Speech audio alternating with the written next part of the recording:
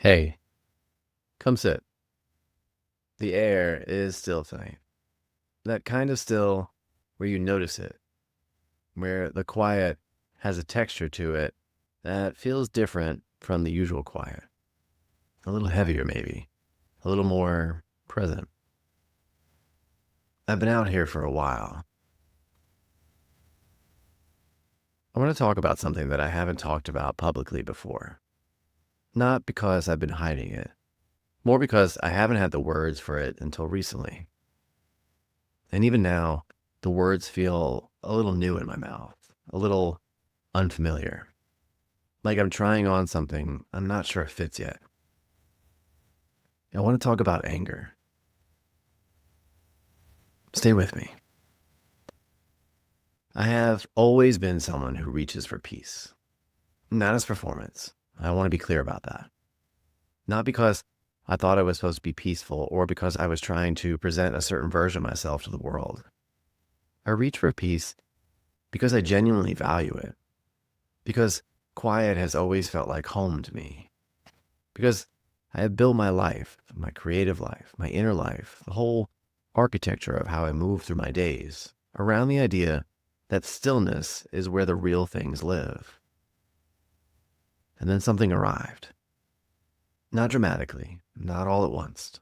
Just a guest. Unexpected. Standing at the door of a house I thought I knew completely. Anger. And the first thing I felt, before anything else, was confused.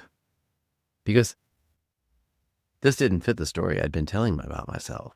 This didn't belong in the house I'd spent years carefully building. And so my first instinct, the instinct I thought a lot of us have when something arrives that doesn't fit the narrative, was to tidy it away. To find somewhere quiet to put it. To get back to the version of myself that made sense to me. But it wouldn't go. And here's what I've been sitting with since then. We talk about peace like it's a room we can live in permanently. Like if we do the right thing, read the right things, build the right habits, we can arrive somewhere clean and settled and stay there. And I think that's beautiful as an aspiration. I really do. But I've started to wonder if we sometimes build that room too small. If in our reaching for peace, in our genuine, sincere, deeply intentional reaching for peace, we accidentally build a space that can only hold the parts of ourselves we've already made sense of. The tidy parts, the understood parts, the parts that photograph well and sit quietly and don't ask anything difficult of us. And then something arrives that didn't fit in that room.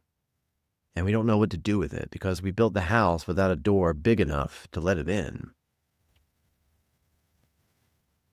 I had a conversation recently with myself, really, in a journal, in the way that the best conversations sometimes happen, about what it means to be called an angry person. And what struck me, what I keep coming back to, is how much that label feels like a misidentification. Like being handed a coat that belongs to someone else and being told it's yours. Doesn't fit. The sleeves are wrong, and yet everyone around you seems very confident that it's your coat. But here's what I've been learning. There's a difference between being angry and anger arriving. Being angry is an identity. It's a permanent address. It's the coat that doesn't fit being sewn onto your skin. Anger arriving is something else entirely. It's a messenger. It's a knock at the door from a part of yourself that has been waiting patiently, then less patiently, to be heard. And the question isn't, why are you so angry? The question is, what is it trying to tell you? I've been thinking about the Montessori idea of the prepared environment a lot lately. Some of you know this framework, some of you don't, but the basic premise is this. A well-prepared environment doesn't just hold the things you expect. It holds the things you didn't plan for. It's built with enough space that when something unexpected arrives, There's room for it to exist without dismantling everything else. And I think that's what emotional maturity actually looks like in practice. Not the absence of difficult feelings, not a life so peaceful that nothing hard ever arrives, but a house built large enough to hold all of it: the stillness and the noise, the peace and the anger, the parts of yourself you've actually tended, and the parts that have been knocking on the door for longer than you want to admit. Because here's what I'm learning about anger. And I want to say this carefully because I think it's important. Anger is not the opposite of peace. Unexplored anger is the opposite of peace. Anger that has been witnessed, that has been given a chair on the porch and asked what it came to say, that anger becomes something else, something useful, a boundary being drawn, a signal that something beneath the surface has been overlooked, a protective movement from a part of yourself that loves you enough to get loud when the quiet isn't working anymore. That's not a betrayal of who you are. That's the whole of who you are showing up to be known. So tonight,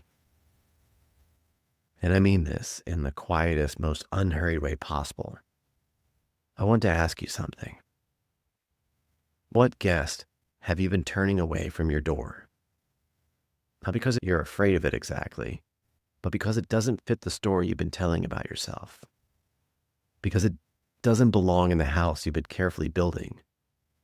Because letting it in feels like it might dismantle something you've worked very hard to maintain. What if it wasn't there to dismantle anything? What if it was just there to be known? You don't have to fix it tonight. You don't have to turn it into a lesson or a breakthrough or something you can point to and say, see, I grew from this. You don't have to do anything with it at all, except let it sit for a while and see what it has to say. Porch is big enough. The house is large enough. All of it gets to be here. Even the parts that surprised you. Even the parts that don't fit the story yet. Even the anger.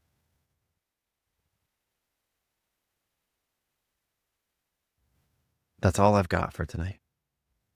Thank you for sitting out here with me. Take care of yourself.